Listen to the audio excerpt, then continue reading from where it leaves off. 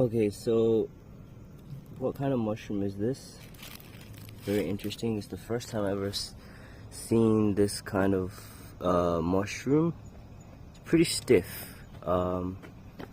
It's kind of dark brownish color, and the color is pretty consistent throughout the stipe as well, the stem.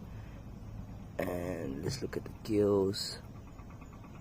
Okay, the gills. It smells like oyster mushroom, but not quite at the same time. Let's see if there's any bruising on the inside. Nope, not at all. What about the stipe? Nothing here.